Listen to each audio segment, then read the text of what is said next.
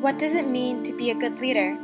By definition, leadership involves establishing a clear vision, sharing that vision with others so that they will follow willingly, and providing that information, knowledge, and method to realize that vision. So why is it that although leadership has no relevance to gender, leadership is more commonly thought to be a trait correlating to men rather than women? For much of known and written history, women have had subordinate roles. One of the large forces in the last century for global growth has been the rise of women. How do we create a vision that people will see the value of this need to change?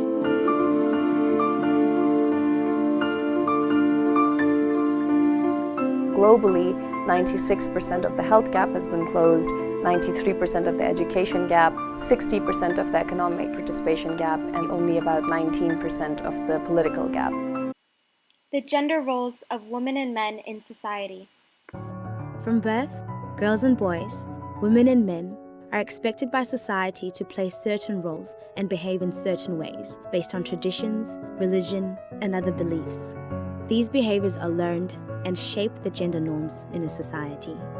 We decided to reach out to the CB West community to see our peers and teachers' view on women as leaders and themselves as leaders. A leader to me is someone who lives by a set of values and principles, and who doesn't compromise on those principles to please everyone. They do the right thing for the right reason, and they also motivate others to come along. So a true leader isn't always the one with the title or with the degrees after their name, but there are people who can get other people to come on board and to do the right thing and to get the job done. I don't think it has for me in particular because I'm very loud and I already like to talk over people, so I like to talk over the boys.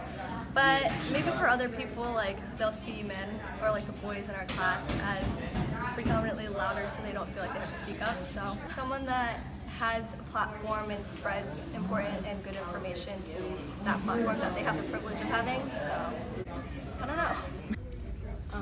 That we are feminists if we're a leader. Someone who is original and like, I don't know, open-minded with their like way of life, I guess. I don't know how. Like, is it intimidating? Yes. Why? So scary. Despite the oppression women face with their leadership skills, women are speaking out. We are struggling for a uniting word, but the good news is that we have a uniting movement. It is called He for She. I am inviting you to step forward, to be seen, and to ask yourself, if not me, who? If not now, when? Dove started a campaign to promote confidence within young girls and asked them what being confident means to them. It means believe in yourself. You can't quit until you try it. And if you don't like it, then you don't have to do it.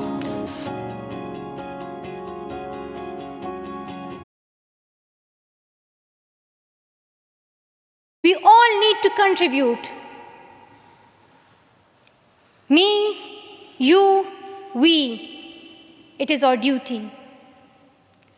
Let us become the first generation to decide to be the last.